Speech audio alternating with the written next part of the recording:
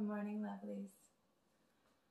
I've done an independent spread for myself, but we're going to do a spread together. Ceremonial though, we're going to give some thanks first. I'm going to open with prayer. Holy Mother, Holy Father, thank you so much for giving me the ability to connect with you, to walk and speak and talk and live in your light and share it with my collective. I promise to remain protective over all those that connect with me, as I accept the protection that those who hear me can feel. Thank you for my words. Thank you for my breath. Thank you for my ability. Thank you for my health. I am nothing without you, and I am everything with you. Amen. Ashi. Okay, so let's start off with a little bit of incense, because honestly I need to burn something. Okay, so we're actually in my new office. Welcome, welcome. It's morning time on Sun's day, and the astrology is pretty beautiful actually, so I'll talk a little bit about that. Today, the sun is moving into what will eventually be a direct opposition with with Mars, and Mars is retrograde. There is also a trine from the sun to Chiron today that is exact. Chiron is the wounded healer. Chiron is the energy of the one that a demigod, rejected at birth, accepted into the Mount Olympus, but only to work for the humans, to bring the intelligence and the information of the gods down to the people. That was his job. And he walked around with an emotional wound of being rejected by his human mother, but also of a physical wound. A few of them, actually. This demigod, Chiron, every time he helped somebody, he got hurt. Every single time. And I'm sure a lot of healers and doctors and nurses can relate to this. And even cooks, because you help people by bringing them the sustenance, and yet you get burned in the kitchen, right? So there's a relational experience to the sacrifice that has to be made in order to really give yourself into helping and healing others. I'm burning Nag Champka. I'm probably mispronouncing that. You can get this locally at Angelic Serendipity here in Trenton. And I'm going to be reading The Enchanted Map by Collette Baron Reed. She's a gifted psychic out of Canada, actually, also. She doesn't live in Canada now. I don't think she has for a long time, but she's quite famous online. She's made amazing decks. I just realized I am missing one of her decks that I normally have, but that just means that I get to go shopping. Yay! Okay, so a little bit more about the astrology. The moon has officially moved into Taurus, which means over the next 2.5 days it will connect with the node and Uranus. It will make a square to Saturn, sextile to the opposition of Pluto and Lilith, which that's a whole thing. If anyone here is Pluto dominant or Lilith dominant, you're experiencing real stripping chaos. Like, it is turpentine right now. Turpentine time. Turpentine time. I like that. Obviously, Jupiter and Neptune have been together for a while, and they're starting to separate now as both are direct. But Jupiter's going to pick up speed really, really quickly. And as he does, he will eventually come into a square with Pluto, and closer to May, Pluto, and eventually he'll trine Lilith as she moves into Leo. So the chaos that's happening is on a spiritual level. It's on an energetic level between us. So the universe is going to offer you many opportunities to just do the right thing. And it's going to seem like just this little tiny voice in your head that's like, this isn't for you. Do what you want, but I'm telling you, this isn't for you. if you ignore that, expect the stripping, expect the turpentine, expect things to get real obvious real quickly. But if you do move into it, because Jupiter is moving into Aries, we're getting an abundance in that tropical Aries, which is sidereal Pisces, which is really, really magical. It's all about the spirituality. This placement in the stars, like we are really, really moving deeply now into our belief systems and walking in our actual truth. And if you are able to be who you say you are and step into what the universe is asking of you, as uncomfortable as it may seem initially, you will be rewarded with comforts and luxuries you can't even imagine. All you have to do is follow that little voice. So that's going to be it, especially over the next 2.5 days with the moon in Taurus. We're really going to get some practical opportunities to love ourselves, whether that be a gym membership opening up or an opportunity to eat better food, whatever it is that your little universe, your little world. And by the way, if you haven't already connected with Mr. Astro Theology, he is a psychic and a mystic that is on YouTube. He speaks about wordplay and the way the English language works, and universe is one of my favorite explanations that he got from him, which is like your verse.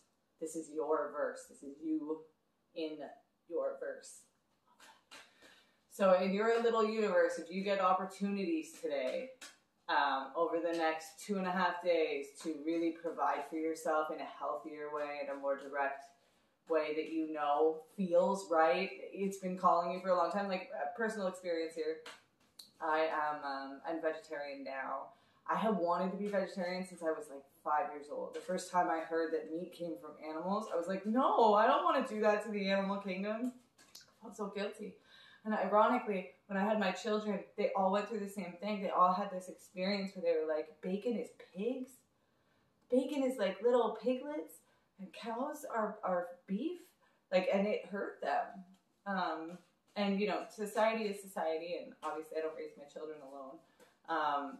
So it's not entirely my choice, but I have decided in the last few weeks to go completely vegetarian. And I fought it for a really long time. I would spend like 3 weeks vegetarian, and then I'd lean back, and then I'd do this, and then I'd lean back. And for multiple reasons, I had many, many excuses, but ultimately I was just not living in my faith. I was not walking the talk that I spoke of. And so I'm not doing that anymore. Now it's time for accountability. One more thing. This is a book. I have my desk with me now, which is all my books. I'll give you guys a tour soon. This is a book I recommend highly to a lot of my clients, and I recommend it to you. This is the book that changed the way I feel about accountability, and it just made it so much easier. I have Mars and Saturn conjunct, so this book was everything, especially considering my Mars and Saturn are in Scorpio or sidereal Libra in Vishaku. It's just, this book explains, again, being extraordinary in an ordinary world. It starts with conviction of self. Everything starts with conviction of self. Once you stop making excuses for yourself, the world shifts and approaches you different. So let's do a little bit of cards today as we move through this Taurus moon. Love you guys. She, thank you. Here we go. First card. Flying. Okay.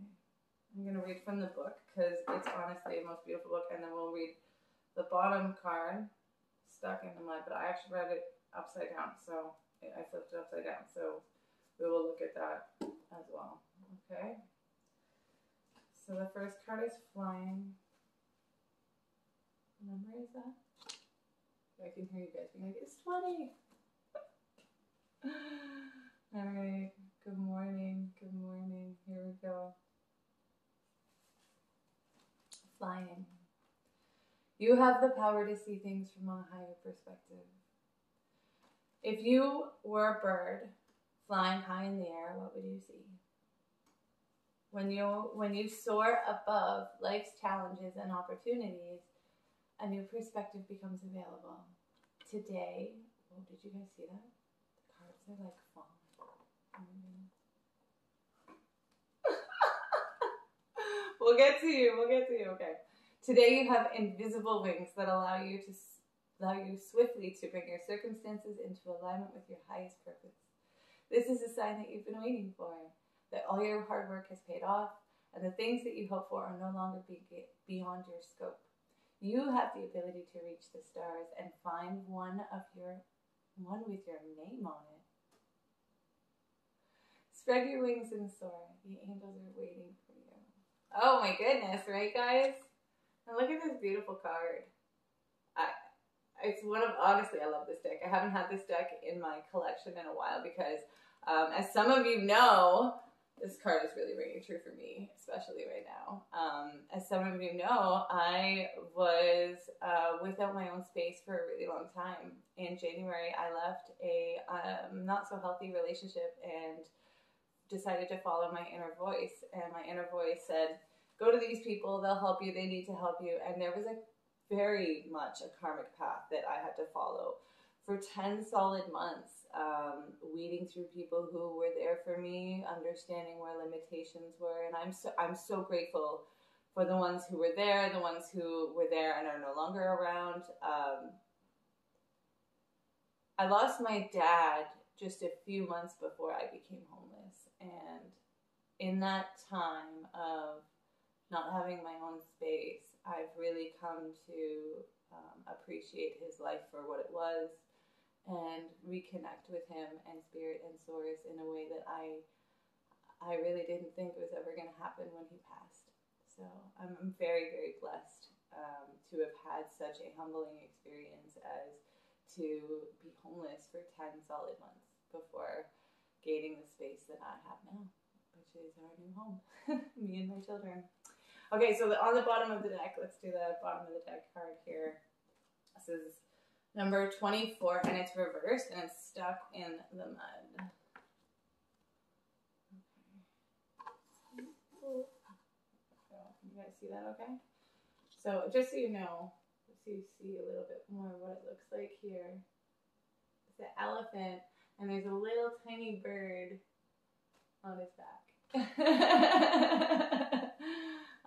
And it is number 24, which is actually the number of my house.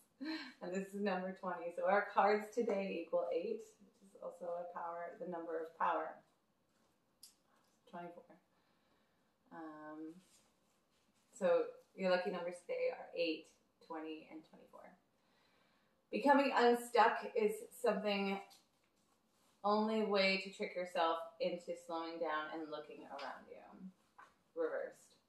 When this card is reversed, it reminds you that you're stuck due to your obstinate desire to get what you want. When and how you want it. Perhaps it's uncomfortable to admit that the course of action that you've chosen for yourself isn't quite right for you now. Even so, you have a choice. You can struggle in the mud and get nowhere, or you can take a moment and observe where you are. Then step out, wash off the dirt, dry off, and find other things to do. A much better adventure awaits you. You'll know when it's time to embark on it. Okay? And a single intention here is you're being invited to stop and savor the wonders of life. So this is about not rushing through the process. And I spoke about this with some of my clients last night as one of the major lessons that I've learned over this last year, 2022, is that learning that the destination, as great as it is, like this new home that I have with my children and this feeling, it would not be as appreciated had I not experienced what I had experienced over the last 10 months. So going from one place to another place, having the rug pulled under me because I'm living in someone else's, if you've ever lived in anyone else's spaces, you understand that there is no sense of true security in that. No matter how much people love you, you understand that you are under their blessings, and they can pull the rug from you anytime that they feel they need to, as they should, because we should all be putting ourselves first, and there's only so much people can do. And to be humble and thankful for all that you can receive. So yeah, it's not about where you're going. It's about what you're going to learn and what you're going to experience in the process of getting there. And let that resonate as much as it can for you. I hope this message finds the right person, and I love you guys. Thank you so much for trusting me. Amen. Ashi.